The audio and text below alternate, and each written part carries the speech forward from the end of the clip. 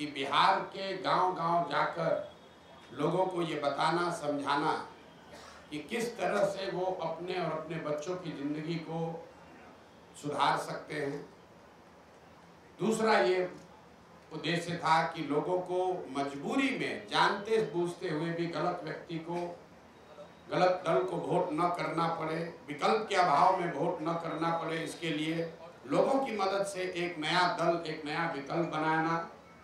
और तीसरा उद्देश्य ये था कि बिहार के विकास के लिए अगले 10 वर्ष में बिहार देश के 10 अग्रणी राज्यों में शामिल हो, इसका ब्लूप्रिंट बनाना और बिहार के 8,500 पंचायतों का, इसको ध्यान रखें, बिहार के 8,500 पंचायतों का अलग अलग योजना बनाकर जनता के सामने रखना कि हर पंचायत की क्या समस्या है और उस पंचायत को अगले 10 वर्ष में विकसित बनाने के लिए क्या कुछ प्रयास किया जा सकता है।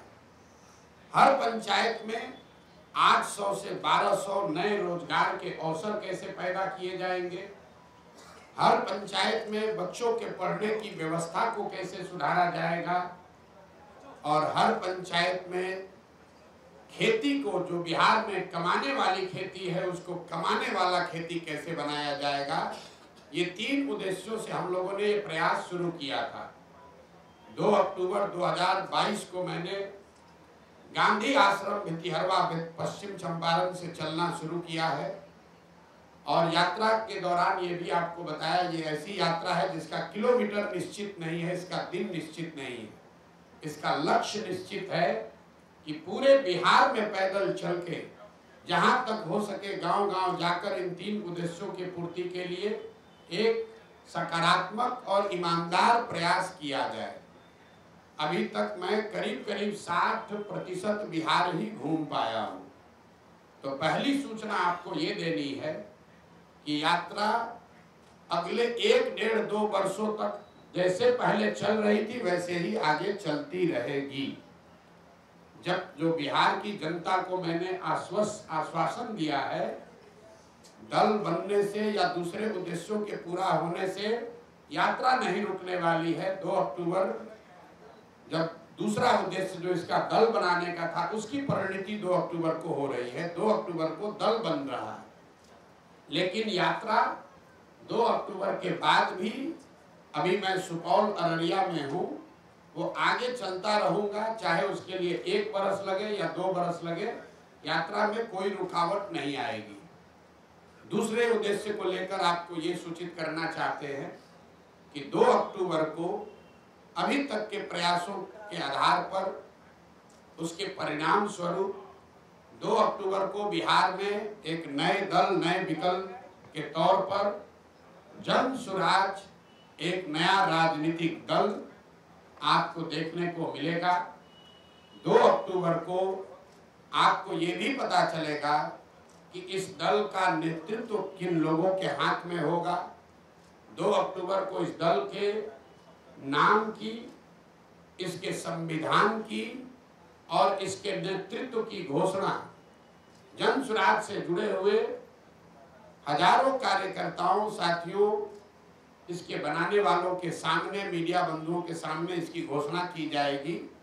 और जैसा कि मैंने पहले बताया था, जन सुराज दल जब बन रहा है तो न मैं उसका नेता था, न मुझे उसका नेता बनना है। बिहार की जनता ने गांव-गांव में घूमकर जिन लोगों से हम मिले हैं, समाज को मत कर जिन लोगों को निकाला है, एक प्रयास किया है कि बिहार के सामने ऐसे लोगों का नेतृत्व दिया जाए जिसमें प्रशांत किशोर से जो आदमी बेहतर है, जिसकी काबिलियत, जिसका जज्बा, जिसका चरित्र, जिसकी ईमानदारी, जिसके अंदर बिहार को सुधारने का मादा हर उस व्यक्ति में, जिसमें प्रशांत किशोर से ज़्यादा है, वो आपको इसके नेतृत्व में दिखेगा। तो 2 दिन और अगर आप इंतजार करेंगे तो आपको पता चलेगा कि 2 अक्टूबर को जन सुराज की लीडरशिप काउंसिल में किन लोगों का चयन हुआ, किन लोगों को जनता ने बताया, और साथ ही पार्टी के अध्यक्ष की घोषणा भी 2 तारीख को की जाएगी। जो मैंने विकास की योजना जारी करने की बात कही है, हर पंचायत की योजना जारी करने की बात कही है, वो इसका तीसरा पड़ाव है जो फरवरी या मार्च में उस काम को फरवरी मार्च तक पूरा कर लिया जाएगा और पटना के गांधी मैदान से आपके सामने, आपके माध्यम से जनता के सामने, बिहार की जनता के सामने बिहार के अगले 10 साल के विकास का, बिहार के हर पंचायत के विकास का मॉडल और पूरा खाका यहाँ पर रखा जाएगा, जिसमें हम सिर्फ आपको ये नहीं बताएंगे कि बिहार से पलायन रुक जाएगा, आपको ये भी बताया जाएगा कि वो पलायन को कैसे रोका जा सकता है, ताकि उस योजना को आप पढ़ें, उसको देखें, उस पर चर्चा करें, उस पर सवाल उठाएं और अगर आपको उस योजना में विश्वसनीयता दिखे तभी उसको आप अपनाएं। तो ये फरवरी के अंत या मार्च के पहले हफ्ते में पटना गांधी मैदान में जन सुराज का, बिहार को सुधारने का जो प्रयास है, जो अभियान है, जो योजना है, जिसको बनाने में बिहार की जनता के साथ साथ गांव से जो हम लोगों ने जानकारी इकट्ठा की, उसके साथ साथ आपके जानकारी के लिए बता दूं कि देश के करीब करीब देश विदेश में 200 से ज्यादा बड़े बड़े विशेषज्ञ, जिनमें से ज्यादातर लोगों का नाता बिहार से है, वो चाहे अमेरिका में है, ऑस्ट्रेलिया में है, इंग्लैंड में है या देश के अन्य हिस्सों में है, ऐसे 200 से ज्यादा लोगों ने बिहार में होने वाले इस प्रयास में अपना योगदान देना स्वीकार किया है और इस विजन डॉक्यूमेंट को, बिहार की योजना को बनाने में उन्होंने अपना योगदान दिया। तो आपकी उत्सुकता के लिए 3 बातें फिर से समराइज कर देता हूं। प्रशांत किशोर की 2 साल से चलने वाली पदयात्रा पहले की माफिक ही वापस वैसे ही चलती रहेगी।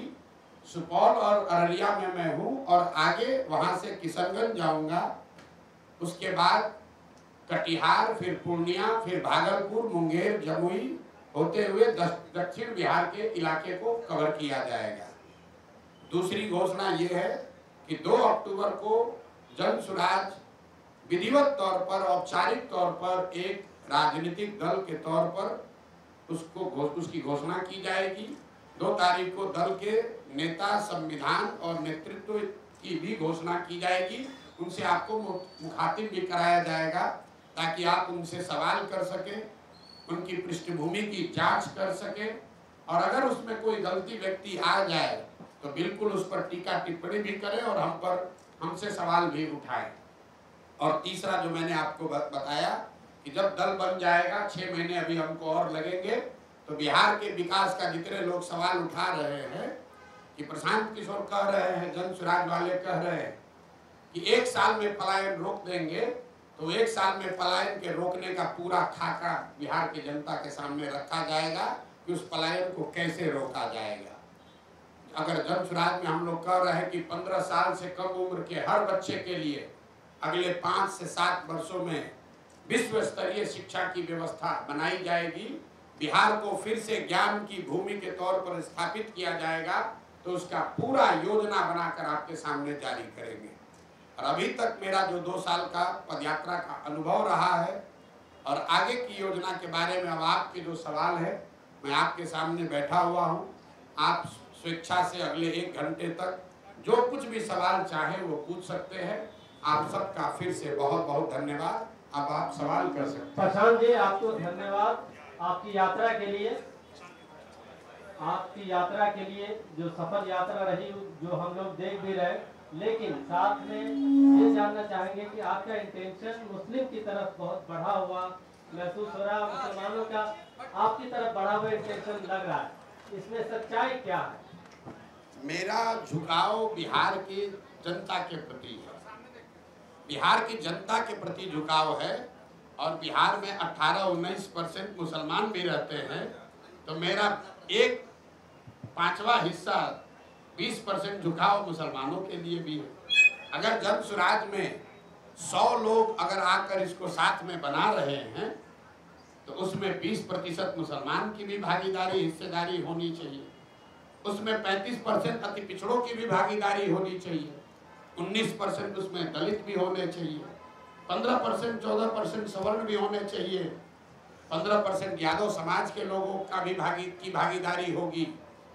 और बाकी जो समाज है उनकी भी। हम लोगों ने ये कहा है कि जिसकी जितनी संख्या है उसको उतनी भागीदारी दी जाएगी।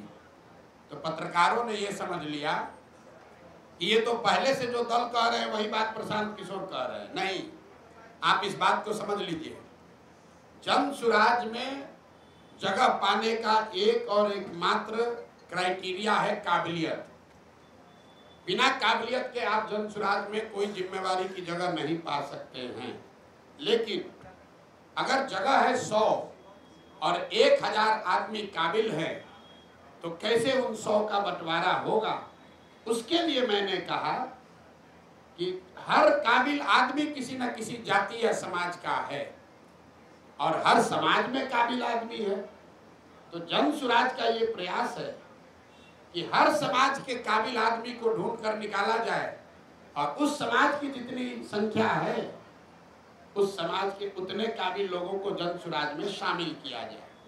तो जो जन सुराज की लीडरशिप काउंसिल बनी है, जिसकी घोषणा 2 तारीख को होगी, उसमें आपको दिखेगा कि 20 लोगों की अगर काउंसिल है तो 5 लोग उसमें आपको मुसलमान दिख सकते हैं। लेकिन वो इसलिए नहीं 5 होंगे कि वो 5 मुसलमान हैं, वो इसलिए होंगे कि वो 5 सबसे काबिल व्यक्ति हैं जो मुसलमान भी हैं। उसमें 5 दलित समाज के लोग भी होंगे, लेकिन वो इसलिए नहीं होंगे कि वो दलित समाज के हैं, वो इसलिए हैं कि वो बिहार के सबसे काबिल चरित्रवान लोग हैं जिनको समाज ने चुना है, जो दलित भी है। उसमें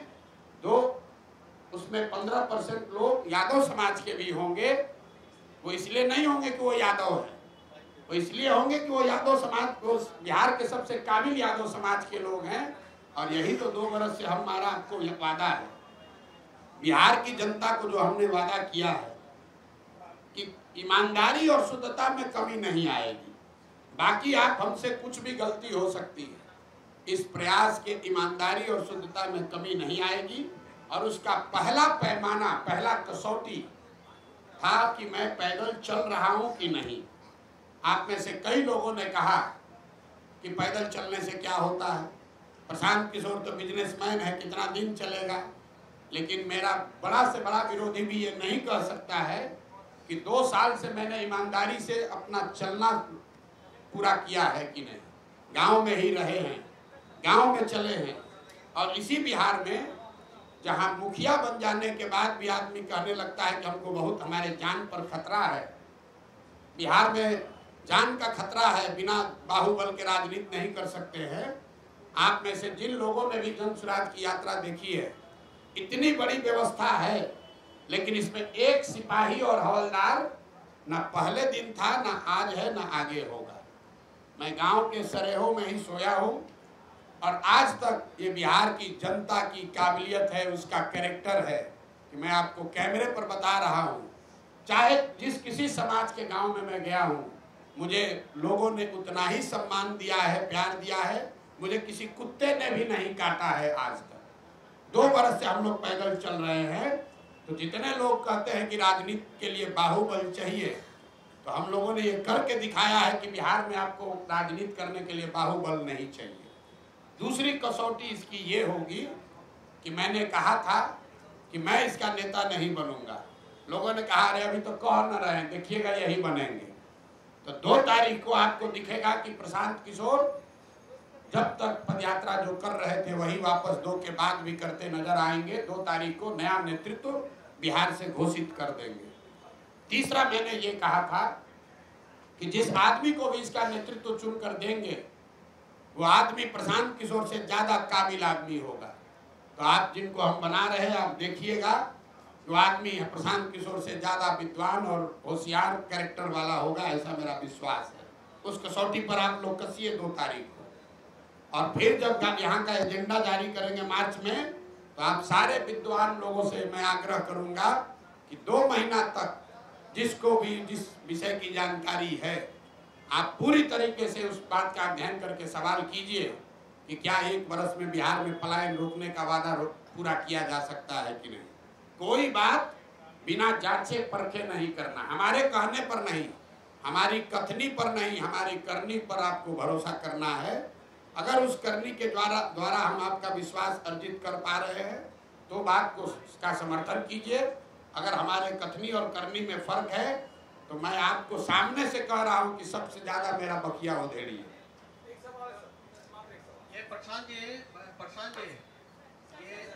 एक और चीज, 1 मिनट, किसी ने यहाँ कहा कि प्रशांत किशोर एसी वाला टेंट लगा कर चलते हैं।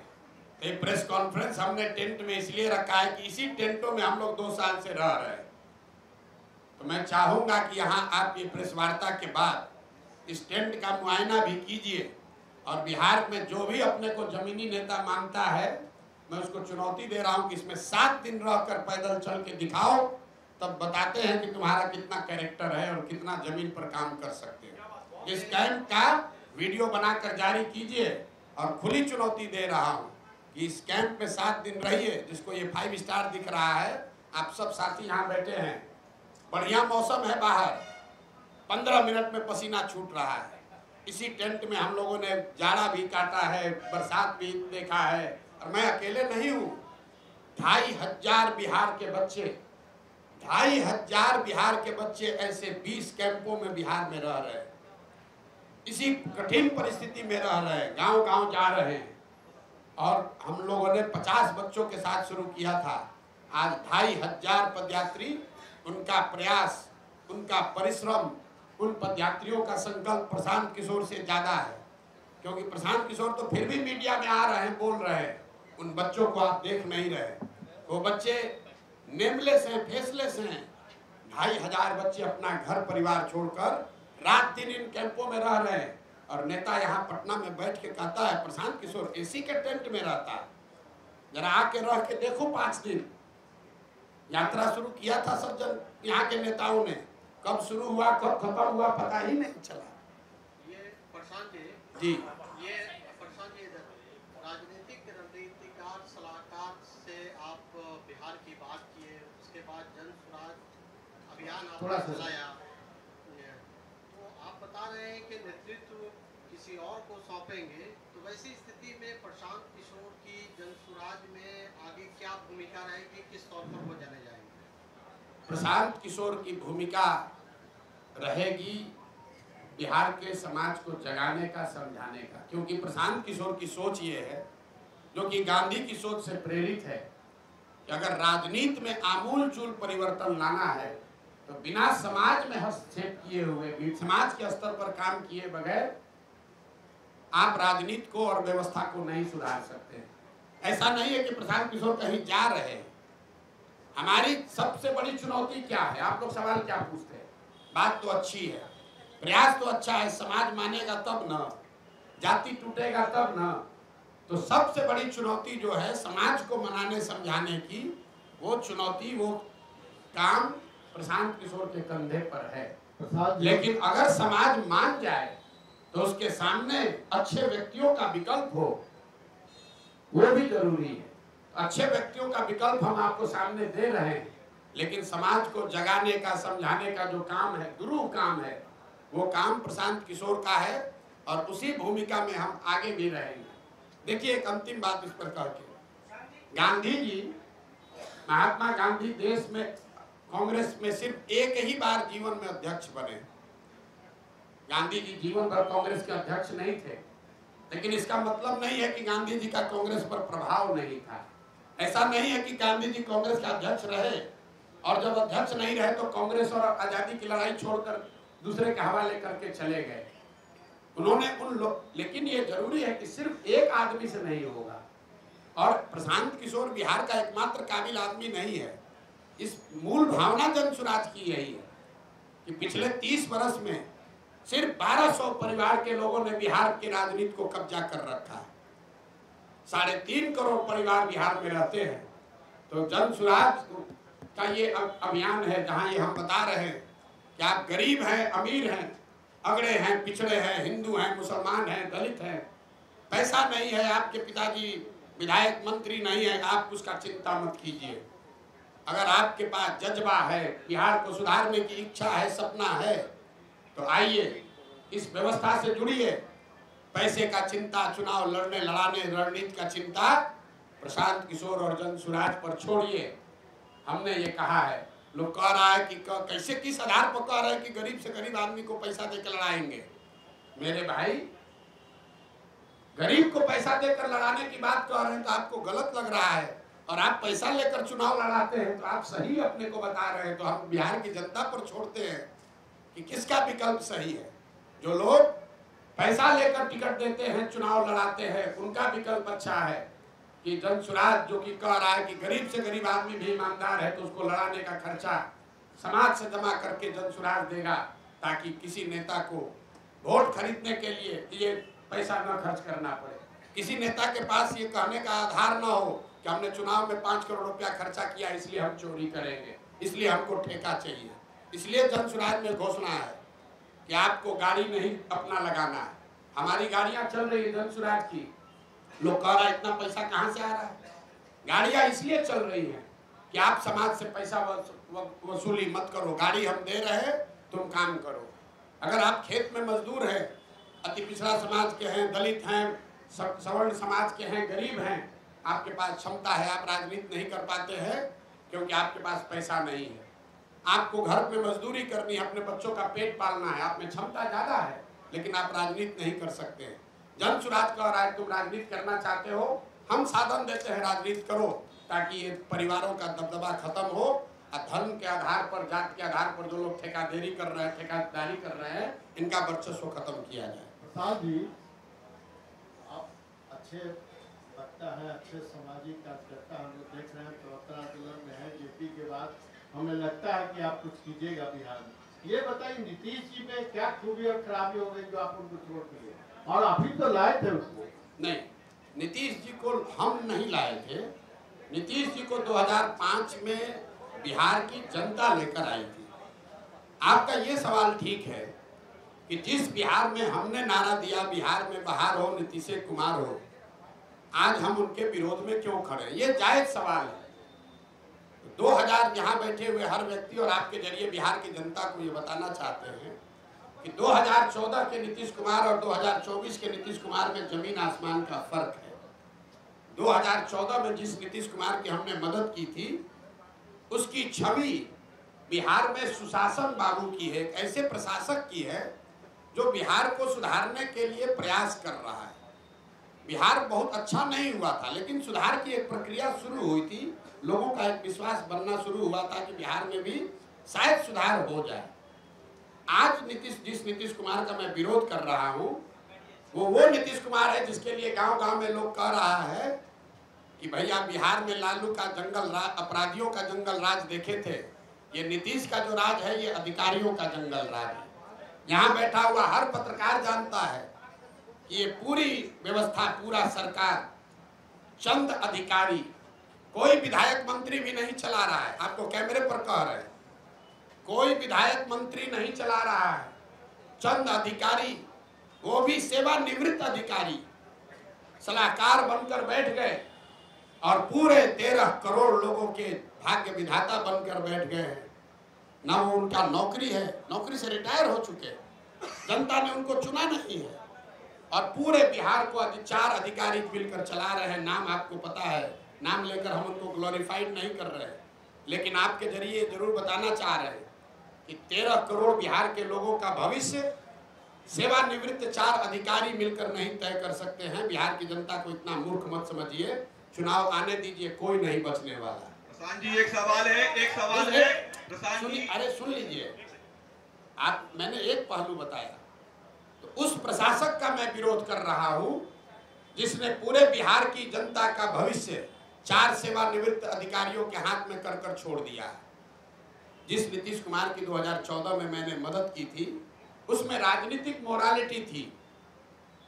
नीतीश कुमार गैसल पश्चिम बंगाल में, आप में से कुछ लोगों को याद होगा, एक रेल दुर्घटना हुई थी। नीतीश बाबू तब रेल मंत्री थे, 200 से ज्यादा लोगों की मृत्यु हुई। नीतीश कुमार ने रेल मंत्री पद से वाजपेयी की सरकार में इस्तीफा दिया था, मैंने उस नीतीश कुमार की मदद की थी। आज जिस नीतीश कुमार का विरोध कर रहा हूं वो नीतीश कुमार है कि कोरोना के काल में हजारों लोग मर गए, उनकी मृत्यु हो गई, लाखों बच्चे, पूरे कोरोना से पूरे देश में संकट आया, लेकिन जितना कष्ट बिहार के लोगों को हुआ उतना कष्ट किसी को नहीं हुआ। लाखों बच्चे बिहार के रोड पर मारे मारे फिर रहे थे, और आपको मालूम है नीतीश कुमार बंगले से नहीं निकले, इसलिए नीतीश कुमार का विरोध कर रहे हैं। तीसरा, नीतीश कुमार का इसलिए विरोध कर रहे हैं कि 2015 में 14 में नीतीश कुमार चुनाव नहीं हारे थे। लोकसभा में उनके दल को चुनाव लोगों ने हराया था, उनके दल को 2 MP मिला था। नीतीश कुमार के पास 117 विधायक थे, उनको बहुमत था, फिर भी उन्होंने पद छोड़कर मांझी जी को मुख्यमंत्री बनाया था कि भाई जनता का विश्वास हम पर नहीं है तो दूसरे को मुख्यमंत्री बनना चाहिए। आज उस नीतीश कुमार की मैंने मदद की थी।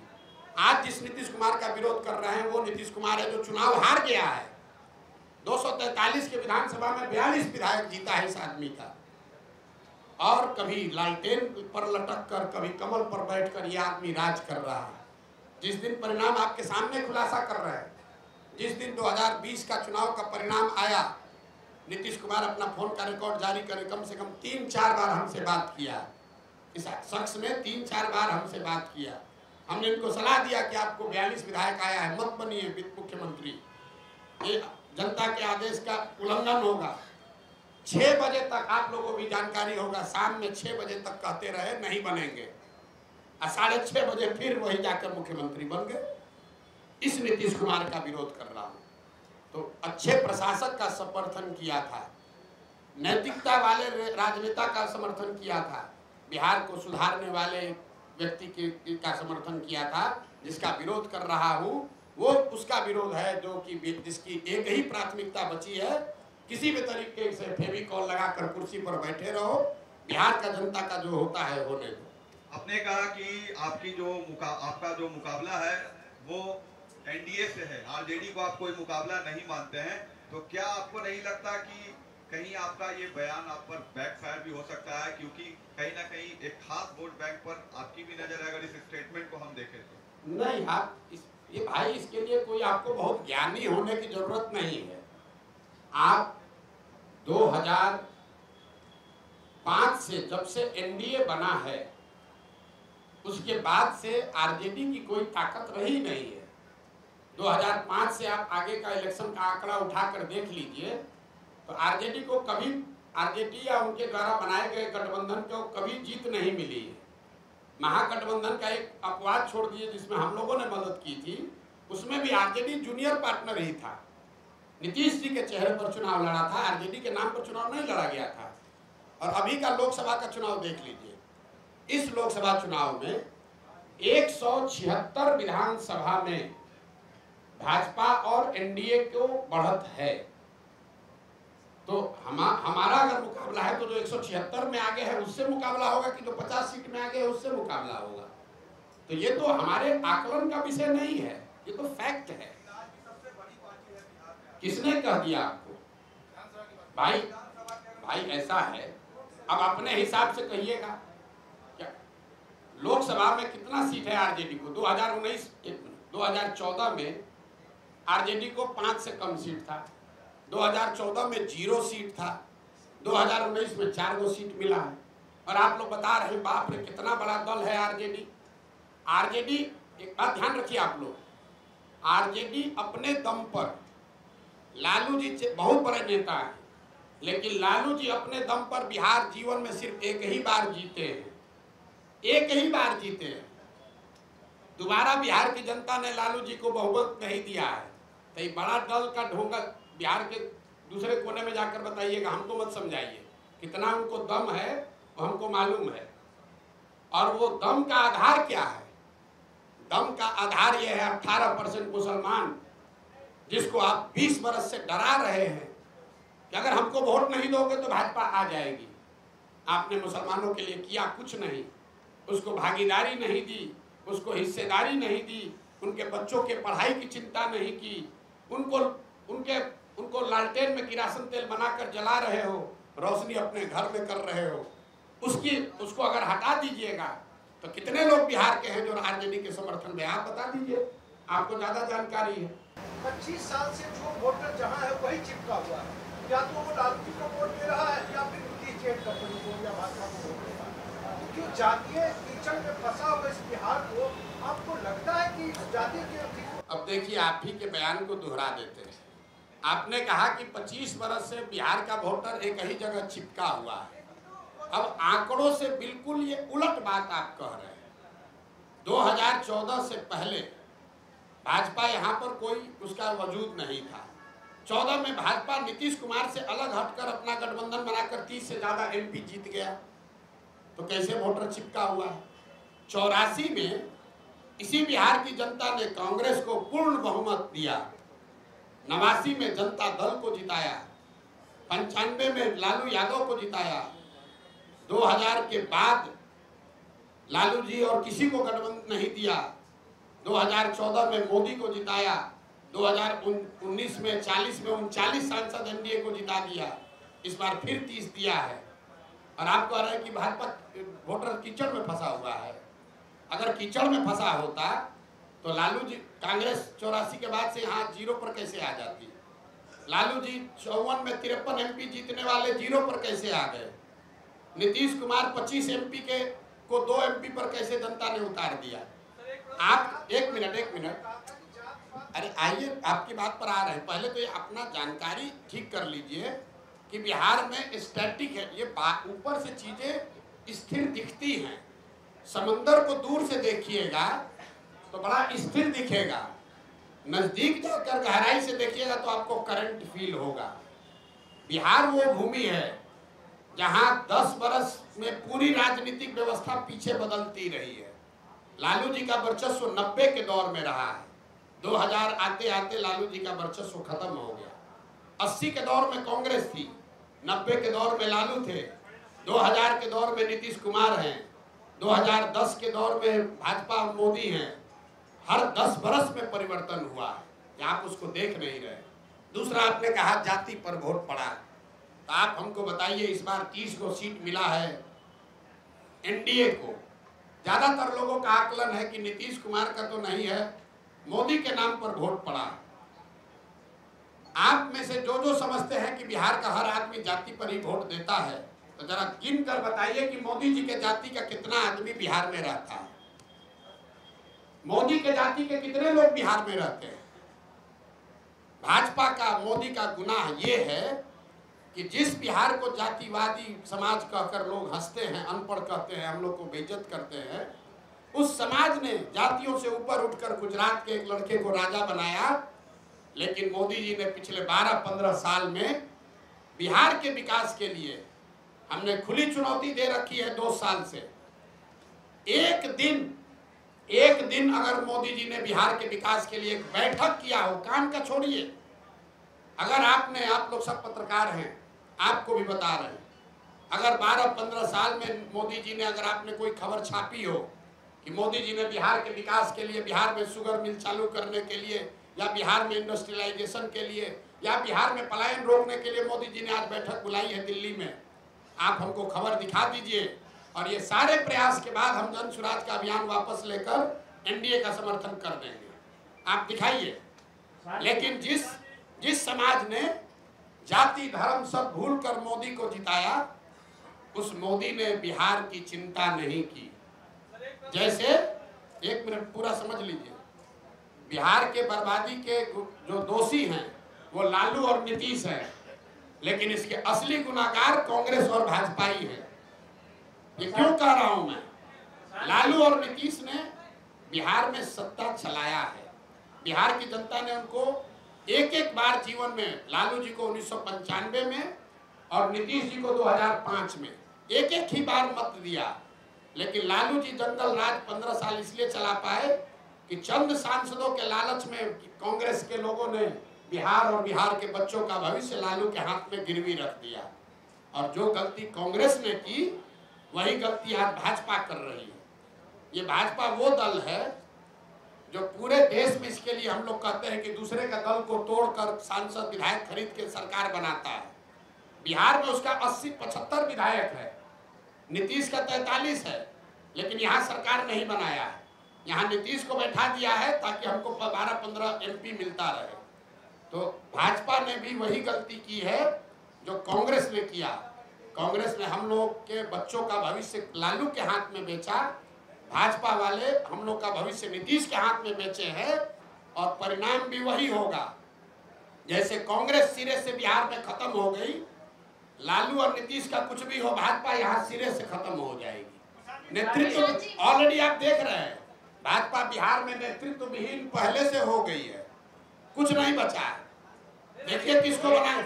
ये बताइए, रुकिए। भाजपा के जो यहाँ अध्यक्ष बने हैं, हम आपको आपके मन से बता रहे हैं, सुन लीजिए, इसके बाद लेंगे, 1 घंटा बैठे हुए।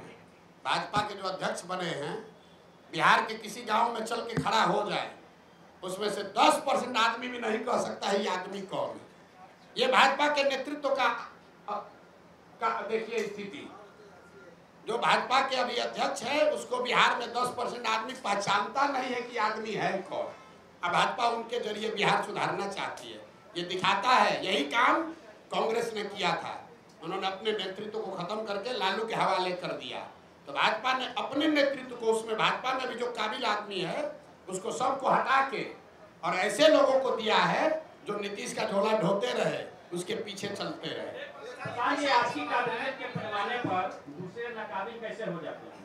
जी, आपकी काबिलियत के पैमाने पर दूसरे नाकाबिल कैसे हो जाते हैं? हमने तो किसी को नाकाबिल कहा ही नहीं। और नहीं, एक तो निरपेक्ष भाव से तो यही बात जा रही है ना कि आप काबिल लोगों को लाएंगे, यानी अभी तक सत्ता में जो लोग हैं या आते रहे वो नाकाबिल है। नहीं, मेरी पूरी बात सुनिए। और अगर आपके काबिलियत का पैमाना क्या है, निर्धारण आपने किसी ठीक बात, ये अच्छा सवाल है। और उसके साथ दूसरी बात ये कि अगर सत्ता में आने के बाद काबिल लोग नाकाबिल हो जाते हैं तो आपके जन स्वराज की क्या गारंटी है? और अगर गारंटी नहीं है तो बिहार की जनता एक छल के लिए और क्यों ठीक मजबूर? 3 सवाल आपके जवाब दे रहा हूँ। पहला, इन्होंने कहा कि आप कह रहे हैं कि काबिल आदमी को लाएंगे मतलब दूसरा नाकाबिल है। ये बात नहीं है। लकीर बड़ी करने के लिए उस दूसरे को काटना जरूरी नहीं, उससे लंबी लकीर खींची जा सकती है। तो जिसको जन स्वराज का नेतृत्व दे रहे हैं, इसका पहला पैमाना ये है कि उस आदमी को आप जो जन स्वराज का अध्यक्ष बनेगा, यहाँ पर 3 बड़े पार्टियों के 4 बड़े पार्टियों के अध्यक्ष पहले से हैं। भाजपा के अध्यक्ष दिलीप जायसवाल जी हैं, जदयू के अध्यक्ष उमेश कुशवाहा जी हैं, आरजेडी के अध्यक्ष जगदानंद जी हैं और कांग्रेस के अध्यक्ष अखिलेश जी हैं। जन स्वराज का जो अध्यक्ष बनेगा उसको खड़ा कर दीजिए और 5 के सामने उसकी काबिलियत, उसका डिग्री, समाज में नजरिया और किसी भी विषय पर आप उससे बहस करा लीजिए, खुद तय कर लीजिए कि उसमें काबिल कौन है। काबिलियत का पैमाना समाज है। दूसरी बात आपने कही कि ये इसकी क्या गारंटी है कि जन स्वराज का आदमी, अगर काबिल आदमी भी गलत बन जाए।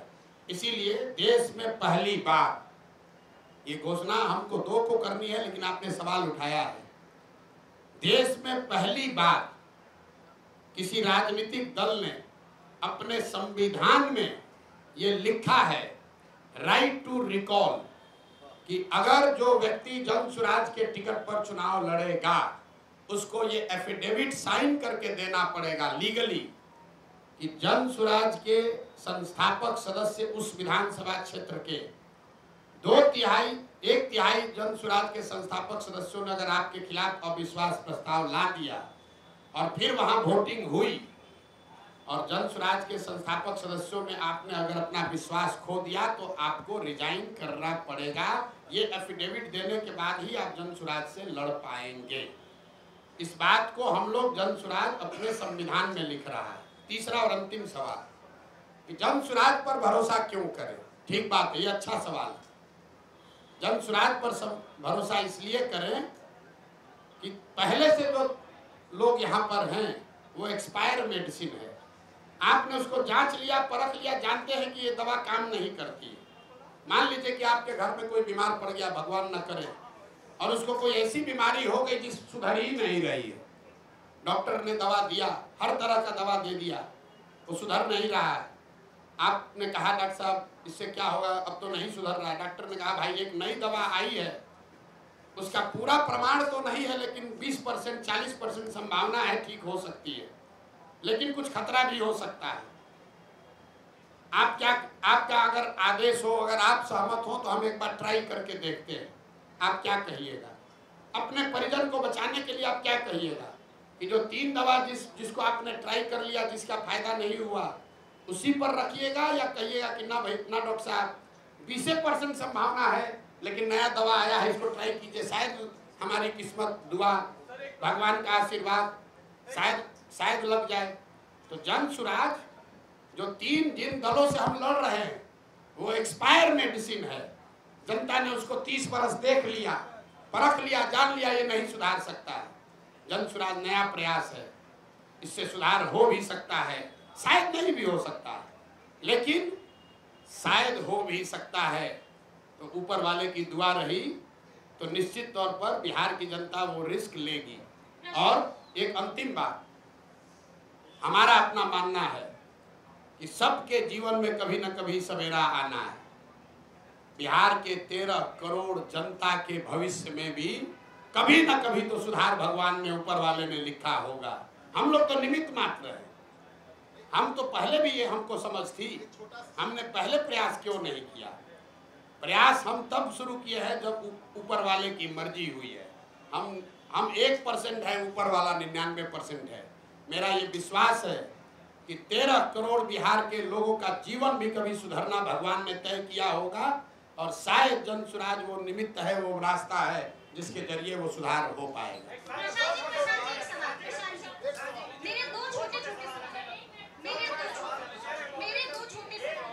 उनके भी 2 छोटे हैं, आपके भी 2 छोटे हैं।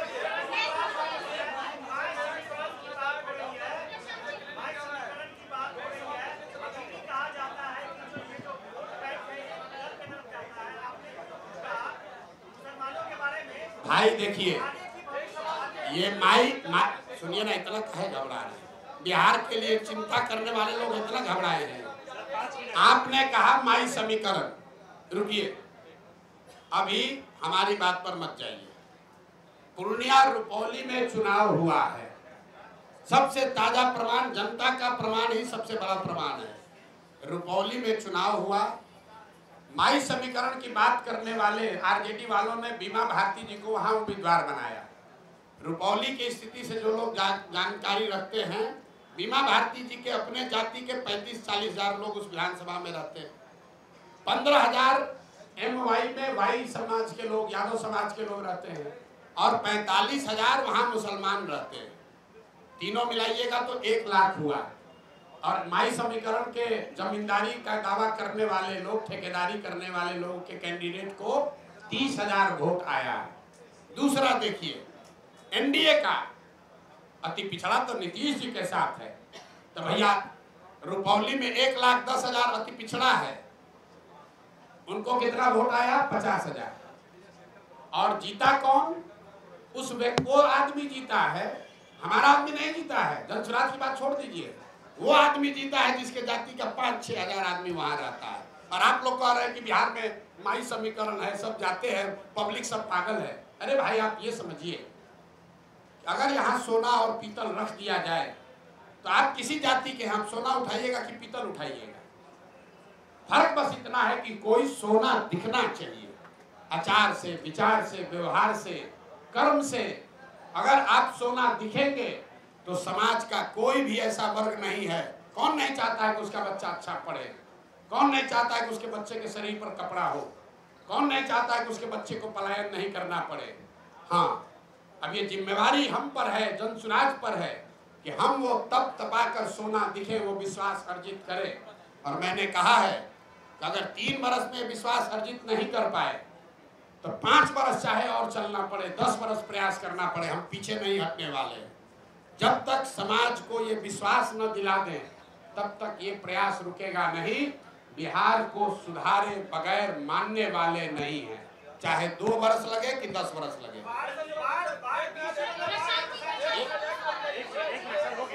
बोलिए बोलिए बोलिए बोलिए। क्या? पीके जियो टीओ क्या होता है? मेरे भाई, बिहार कहाँ से कहाँ सवाल आप करते हैं? हमने दल नहीं बनाया है, हम पूरी बात अपनी बिहार के लिए। अगर हम अपने जीवन में, मेरे जीवन का भी हम 10 साल में अपना जीवन जीते। 10 साल हम संयुक्त राष्ट्र संघ में थे, 10 साल जो हमने काम, और जब संयुक्त राष्ट्र संघ में बुलंदी पर थे, जब वहाँ बुलंदी पर थे, 35 वर्ष के उम्र में संयुक्त राष्ट्र संघ में मुकाम हासिल कर लिए, तब हमने उसको छोड़ा और छोड़कर 10 वर्ष जो काम किया, जिसको आप चुनावी रणनीतिकार प्रबंधन कहते हैं, 2011 से 2021। और जब हम उस काम में चुनावी प्रबंधन रणनीतिकार जिसको आप कहते हैं उसमें बुलंदी पर थे, तो 2021 में उस काम को छोड़ दिए। अब मेरा अगले 10 साल का जीवन का एक ही लक्ष्य है, बिहार को देश के 10 अग्रणी राज्यों में शामिल कराना है। चाहे उसके लिए जो कुछ भी करना पड़े। हम देश, दुनिया, विश्व नहीं देख रहे, एक ही चीज देख रहे हैं, बिहार, बिहार की समस्या, बिहार के बच्चे, बिहार की पलायन, बिहार की अशिक्षा। और जैसा मैंने आपको कहा, आप चुनाव देख रहे हैं, मैं देख रहा हूं कि जब तक ये नहीं सुधरेगा तब तक बिहार में ही प्रशांत किशोर को इसी तरह से प्रयास करते रहना। विपक्ष आप पर कई तरह के आरोप लगाता है, जिसमें से एक आरोप ये है कि जनसुराज कुछ और नहीं बल्कि वन मैन शो है। इस आरोप पर प्रशांत किशोर क्या ठीक, कहते हैं? देखिए, कम से कम विपक्ष वाले या पक्ष वाले आरोप लगाना शुरू तो कर रहे हैं। जब हमने अभियान शुरू किया था तो कहता था ये है कौन, प्रशांत किशोर कौन है। किसी ने हमको व्यापारी कहा, तो हमने मंच पर कहा, कैमरे के सामने कहा, हाँ व्यापारी हैं, सामान बेचने आए हैं, अपना विचार बेचने आए हैं, लोगों को माथा पर टोकरी लेकर घर घर घूम रहे हैं, ये विचार बेच रहे हैं कि जाति, धर्म, नाली गली का छोड़ो, अपने बच्चों की चिंता करो, ये विचार बेचने आए हैं। तो ये तो मान रहा है ना विपक्ष वाला कि प्रशांत किशोर को बेचने आता है। तो हम ये विचार घर घर बेच कर आए हैं कि एक बार जीवन में नेताओं की बच्चों की चिंता छोड़ दो, अपने बच्चों की चिंता कर लो, ये विचार बेचने आए। तो आज अभी पहली बार, आप लोग ध्यान नहीं दे रहे, पहली बार देश में ऐसा हो रहा है कि जो सत्ता में है और जो विपक्ष में है, दोनों के राजनीतिक कार्यकर्ता छोड़कर वहां जा रहे हैं जो अभी दल ही नहीं है। आप इसको जरा आकलन करके देख लीजिए। राजनीतिक कार्यकर्ता तो वहां जाता है जहां सत्ता है या सत्ता आने की संभावना है। जनसुराज अभी दल नहीं है और आरजेडी वाले चिट्ठी निकाल रहे हैं कि भैया लालू जी के समाजवाद का हवाला है, जो दल मत छोड़ो रे भाई, अरे यहीं पर बने रहो। भाजपा वाला, कल हमको एक भाजपा का नेता आया, कहा भैया भाजपा का कार्यालय है, बैठे हम लोग हैं, लेकिन चर्चा खाली जनसुराजे का हो रहा है। ये हमारी ताकत नहीं है, ये बिहार के लोगों की 30 वर्ष की छटपटाहट है। 30 वर्ष से भाजपा का डर दिखाकर लालू और लालू का डर दिखाकर भाजपा ने जो वोट लिया है, ये उनकी छटपटाहट है कि अब बिहार के लोगों को कोई रास्ता मिल जाएगा तो ये मुफ्तखोरी जो है वो छूट जाएगी, राजनीतिक बंधुआ मजदूर कोई नहीं बचेगा। यही अभियान है और इसीलिए छटपटाहट और घबराहट है। प्रशांत जी एक बड़ा खतरा बनकर उभरे, एक छोटा सवाल प्रशांत जी, आप एक बड़ा खतरा बनकर उभरे हैं, तो कईयों ने आपको भी संपर्क करने की कोशिश की होगी, तो प्रशांत किशोर के रोज भाई देखिए ऐसा है, प्रशांत किशोर को बिहार में प्रयास करने की जरूरत नहीं है, हमको उस लोगों को संपर्क करने के लिए। देश में कौन ऐसा नेता दल है, आप लोग सब पत्रकार हैं, कौन ऐसा दल और नेता है जो सोचेगा कि नहीं सोचेगा कि प्रशांत किशोर को अपने साथ रख ले। भाई भूमिका हमको चाहे कुछ भी दे, इतना तो जरूर चाहेगा प्रशांत किशोर हमारे साथ रहे। तो यहाँ जब टुटपुंजिया नेता को, जिसको 5000 वोट आ जाता है, वो सौदा कर सकता है, तो आपको कैसे लग रहा है कि हमारे पास ऑफर नहीं आ रहा है? हमको लोग प्रलोभन नहीं दे रहे हैं, डर नहीं दिखा रहे हैं, लेकिन हमने जो वादा किया है कि 243 मतलब 243, 242 नहीं होगा।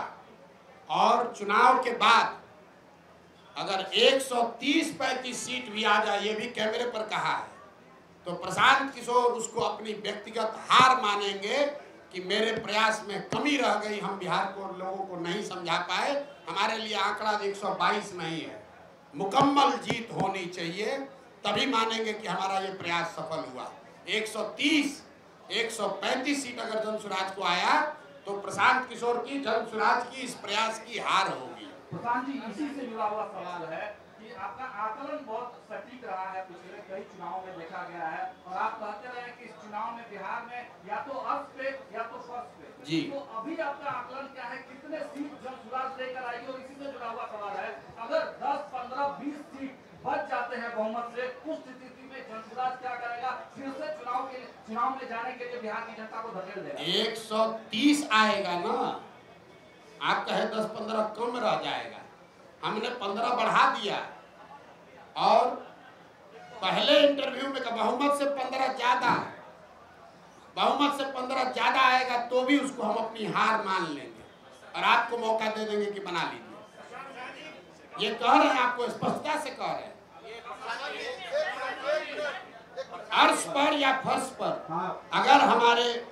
अगर हमारे प्रयास की ईमानदारी में, शुद्धता में ताकत है, तो या तो बिहार की जनता अपने और अपने बच्चों का मुस्तकबिल बदलने के लिए हमको अर्श पर जन सुराज को बैठाएगी, और अगर उसको समझ में नहीं आया तो कोई बात नहीं है, 5 वर्ष की और तपस्या जारी रहेगी। प्रशांत जी एक सवाल आपके जवाब से एक सवाल निकल के आ रहा है।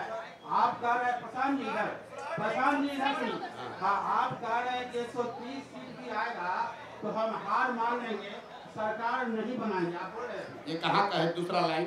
अपने से अपना लाइन जोड़ते हैं आप। मैं उसको अपने इस प्रयास के बिहार को सुधार, देखिए बिहार में सिर्फ सरकार बनने से बिहार नहीं सुधरेगा। आपने बात सुनी नहीं हमारी। बिहार तब सुधरेगा जब यहाँ 5000 अच्छे लोग मुखिया बनेंगे। बिहार तब सुधरेगा जब यहाँ पर 50,000 अच्छे लोग वार्ड सदस्य बनेंगे। बिहार तब सुधरेगा जब यहाँ 200-250 अच्छे विधायक बनेंगे। सिर्फ सरकार बदलने से, मुख्यमंत्री बदलने से बिहार नहीं सुधर सकता है। इस नजरिए से मैं कह रहा हूँ कि अगर 130 सीट आया, इसका मतलब है कि आधी बिहार की जनता भी हमसे इस विचार से, इस प्रयास से कन्विंस नहीं हुई। उस नजरिए से ये हार हुई। तो हमको और प्रयास, कम से कम 2 तिहाई बिहार की जनता को इस प्रयास की शुद्धता और ईमानदारी पर भरोसा जब तक न हो, तब तक प्रशांत किशोर का ये प्रयास जारी रहेगा, तभी सुधार होगा। सिर्फ सरकार बनाने से सुधार नहीं होगा।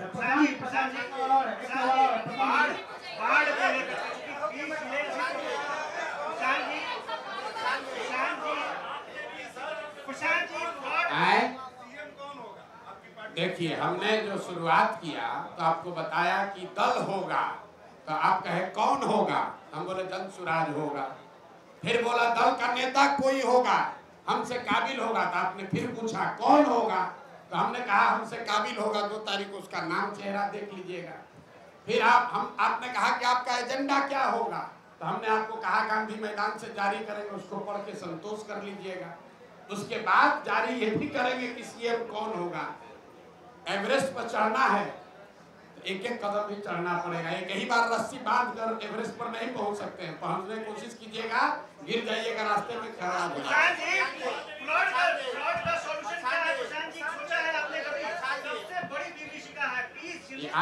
आपको कुछ नहीं समझ है। इनका जरा सवाल सुनिए। इन्होंने कहा कि फ्लड की समस्या सबसे बड़ी विभीषिका है।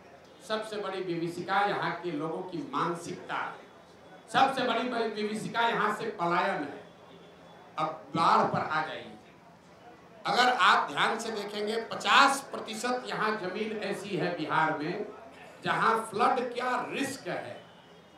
30% जमीन ऐसी है जहाँ परमानेंट जल जमाव है, और करीब 25 से 27% ऐसी जमीन है जहाँ सूखा है।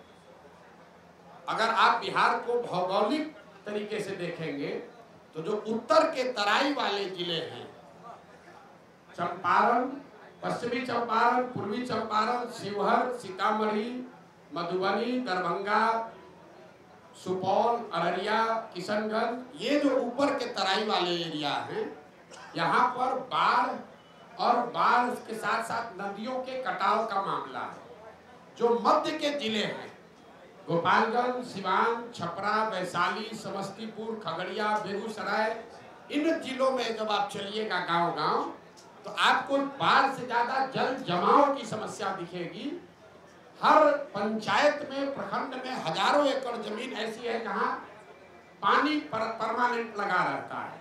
और जब गंगा के आप दक्षिण में आते हैं, जिसको आप दक्षिण बिहार कहते हैं, यहाँ पर सूखे की समस्या है, पानी नहीं पहुंच रहा है। तो जन स्वराज का जो विजन डॉक्यूमेंट जारी होगा उसमें आप बाढ़ पर कार्यक्रम नहीं देखेंगे, उसमें आप वाटर ग्रिड की बात देखेंगे कि जहां बाढ़ है, जहां जल जमाव है और सूखा, इन तीनों का एक integrated plan, Kosi plan, Gandak plan नहीं, सोन कैनाल नहीं, एक इंटीग्रेटेड प्लान हो जिसमें बाढ़, जल जमाव और सूखे को एक तरीके से एक बार एड्रेस किया जाए। उसका पूरा खाका आपके सामने रखेंगे, उसको देखिए, पढ़िए, समझिए। और आधा बाढ़ का जो समस्या है वो तो इंजीनियरों और ब्यूरोक्रेट्स के कमाई के लिए खुद किया हुआ है। आप गांव देहात में चलिए, लोग हमको बता रहे हैं भैया जो ठेकेदार है वही जाके बांध में छेद करवाता है ताकि कटे, अब बाढ़ नियंत्रण के नाम पर पैसा आए और उसमें लूट किया जाए। तो हमको फ्लड कंट्रोल नहीं करना है, हमको यहाँ जल जो यहाँ का अभिशाप बना हुआ है, इसको बिहार की एक बड़ी ताकत में परिवर्तित करना है।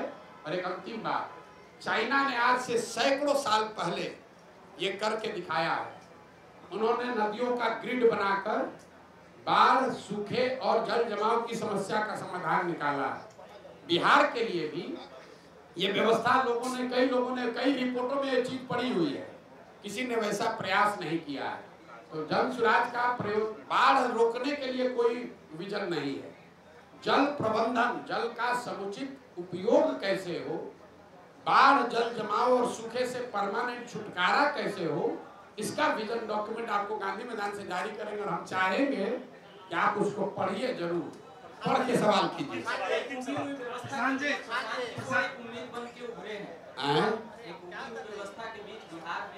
चलिए, आप लोग पत्रकार हैं, सुनिए, सवाल आ रहे हैं।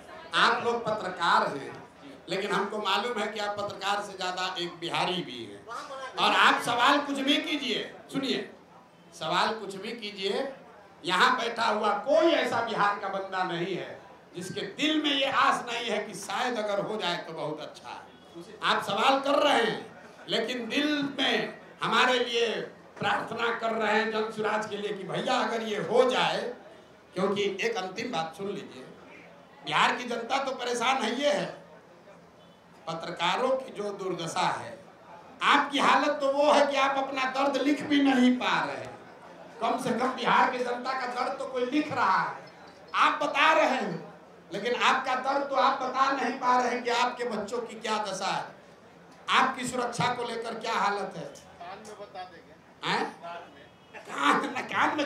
कान में बात हो रहा है, बोलिए, आप सवाल पूछिए। तो सबसे ज्यादा पत्रकार लोग चाह रहे हैं, जैसे समाज का हर वर्ग चाह रहा है वैसे पत्रकार भी चाह रहा है कुछ सुधार हो। आई जो सरप्राइज पैकेज है, हम जो कह रहे हैं कि बहुत सारे लोग ऐसे आपको जन स्वराज में दिखेंगे जिसको आपने सोचा नहीं था कि भी राजनीति में आ सकते हैं, तो उसमें पत्रकार लोग भी शामिल है। कि बिहार में कितना पत्रकार राजनीति में आने जा रहा है आपको पता नहीं है। प्रशांत जी, महात्मा गांधी का मेरा सवाल प्रशांत जी, महात्मा गांधी जी का तस्वीर लगाए हुए हैं, विचार पर चलने की बात करते हैं, और ये नशा मुक्ति उनका महत्वपूर्ण ये बातें थी। शराबबंदी पर आपका बयान आया, खूब वायरल हुआ कि शराबबंदी को हटा देंगे, उसमें सुधार की बातें नहीं की और उसको सीधे तरीके से गांधी को आप कितना पढ़े लिखे समझते हैं? गांधी जी ने, नहीं बात ये महत्वपूर्ण है, समझ लीजिए। आप एक नीतीश जी भी गांधी जी को अपना आदर्श मानते हैं, आप भी अपने गांधी जी को आदर्श मानते हैं। नीतीश जी बापू का हवाला देके और आधी आबादी का हवाला देके शराबबंदी लागू बोल रहे, उसी पर बोल रहे हैं। पहली बात कि जितने लोग भी यहाँ गांधी के नाम पर शराबबंदी की पर सवाल कर रहे हैं, गांधी जी ने शराबबंदी को, नशा मुक्ति को सामाजिक प्रयास के तौर पर बताया है। गांधी जी ने ये नहीं कहा कि कानून बनाकर शराबबंदी लागू किया जाए। और हम 2-3 बरस से कह रहे हैं ये बात। जिसको जिसको भी अपने गांधी के जानने पर दम्भ हो वो आकर हमको बताए, समझाए कि गांधी जी ने ये कहाँ कहा है कि कानून बनाकर शराबबंदी लागू किया जाए। दूसरी बात, शराबबंदी के अगर मान लो कुछ फायदे हैं भी, मान लो एक बार को, तो शराबबंदी लागू होगा तब ना फायदा होगा। बिहार में शराबबंदी कहाँ है? बिहार में शराबबंदी के नाम पर शराब का दुकान बंद है, होम डिलीवरी चालू है। पटना में तो कुछ ऐसा लोग सर्विस दे रहा है कि शराब का जो ब्रांड आप पीते हैं, आप बुलाइए आपको पिलाएगा, आप बोतल वापस लेके जा रहा है, कह रहा है कल फिर लेकर आए। पूरा बोतल तो एक दिन में पी नहीं सकते हैं, और आप अपने घर में शराब रखना नहीं चाहते हैं कि डर है पकड़ा जाएंगे। तो ऐसा सर्विस भी यहाँ पर है। आपको बता रहे हैं, आप लोग को हमसे ज़्यादा जानकारी होगा। शराब का बोतल लेकर आता है, जितना पैक पीना है पीजिए, बोतल ले जाएगा और अगले दिन फिर आपके सामने लाके बोतल खोल कर फिर देखेगा कि अभी आप ही वाला बोतल है, पूरा पेमेंट किए हुए हैं। नीतीश, सुनिए, नीतीश कुमार के इर्द गिर्द बैठे हुए सारे लोग खुद ही शराब पीने वाले लोग हैं, वो क्या बताएंगे? शराबबंदी की बात कर रहे हैं। हमने कहा है, इसको ध्यान रखिए, शराबबंदी से बिहार का हर वर्ष 20,000 करोड़ रुपया का नुकसान हो रहा है। जन स्वराज का विजन ये है कि शराबबंदी को हटाया जाए और ये 20,000 करोड़ रुपया जो मिले वो बजट में न लिया जाए। उस जैसे हम लोग रोड बनाने के लिए 50 पैसा सेस देते थे, उसी तरह शराब से आने वाले टैक्स के पैसे को बजट में न लिया जाए। उस पैसे को अगले 20 वर्ष तक सिर्फ और सिर्फ बिहार के बच्चों के पढ़ाई के लिए खर्चा किया जाए। तो शराबबंदी से अगले 12-15 वर्ष में 5 लाख करोड़ रुपया हम लोग जमा करने जा रहे हैं। आप बताइए कि ये होम डिलीवरी वाला शराबबंदी से समाज का फायदा है कि शराब की बिक्री भले हो, रेगुलेटेड हो, और उससे 5 लाख करोड़ रुपया इकट्ठा कराकर एक एक बच्चों को पढ़ाने के लिए विश्व स्तरीय व्यवस्था बना दी जाए, वो होना चाहिए। बिहार की जनता को तय करने दीजिए। हम पहले व्यक्ति हैं और एकमात्र राजनीतिक दल है जो कह रहा है कि शराबबंदी 15 मिनट में उठाकर फेंक देंगे। लोगों ने कहा महिला वोट नहीं देगी, न देती हो तो न दे। हम गलत नहीं बोलेंगे। लोगों ने कहा भूमि सुधार का बात कीजिएगा, सवर्ण वोट नहीं देगा। हम सामने से कह रहे हैं भूमि सुधार लागू किया जाएगा। अभी जो सर्वे हो रहा है ये भूमि सुधार नहीं है। भूमि सुधार और जमीन के सर्वे में फर्क है। हम सरकार पर अभी टीका टिप्पणी बहुत नहीं करते हैं, लेकिन आप लोग जितना राजनीतिक आकलन कर रहे हैं, ये कल किसी परसों पत्रकार ने बताया हमको, और उन्हीं का शब्द आपको कोट कर रहे हैं कि 3S, शराबबंदी, सर्वे और स्मार्ट मीटर, ये 3 आखिरी कील है नीतीश कुमार के राजनीतिक ताबूत में। ये सिरे से इनको साफ कर देगा। ये जो सर्वे शुरू कराया है, हर अंचल में लोग बता रहे हैं खतियान निकालने के लिए, अपना खतियान निकालने के लिए लोगों को 5,000-10,000 रुपया लग रहा है। जब से सर्वे शुरू हुआ है, प्रखंड के स्तर पर लोग बता रहे हैं कि 50 लाख से 1 करोड़ रुपया की वसूली हो चुकी है। शराबबंदी का यही हालत है। हर प्रखंड से करोड़ों रुपया शराब माफिया और भ्रष्ट अफसर कमा रहे हैं। और स्मार्ट मीटर में गरीब के गले को दबाकर उसके घर में कहा जा रहा है तुम अंधेरे में रहो, लेकिन स्मार्ट मीटर स्वीकार करो। ये तीनों एस नीतीश कुमार के राजनीतिक ताबूत का 3 कील है जो इनको पूरी तरीके से खत्म कर देगा। अभी रोके है ना सर्वे, दम है तो जरा सर्वे करके दिखा ले। हमने सबसे पहले कहा कि 6 महीने में घर घर में झगड़ा होगा, गांव में गोली चलेगी। ये आदमी सर्वे भूमि सुधार नहीं है। जब लैंड का रिकॉर्ड ही आपके पास नहीं है तो आप लोगों से क्यों मांग रहे हैं कि वंशावली बना के लाओ? सरकार के पास खुद लैंड का रिकॉर्ड नहीं है। रजिस्टर 2 कॉम्प्रोमाइज्ड है, उसमें हेर फेर हुई है, उसको फाड़ दिया गया, उसमें घोटाला किया गया, पैसा लेकर आपके नाम कर दूसरा नाम कर दिया। अनीता कुमारी है तो कुमारी में मौ पर इंक गिरा दिया, डिस्प्यूट खड़ा हो गया। तो जब सरकार को खुद नहीं पता है कि किस जमीन का मालिक कौन है, तो कैसे लोग ये प्रमाणित करेंगे कि ये जमीन उनका है? बहुत बहुत धन्यवाद भैया आप सबका। For exclusive and insightful videos, subscribe to our new channel ABP Live Premium.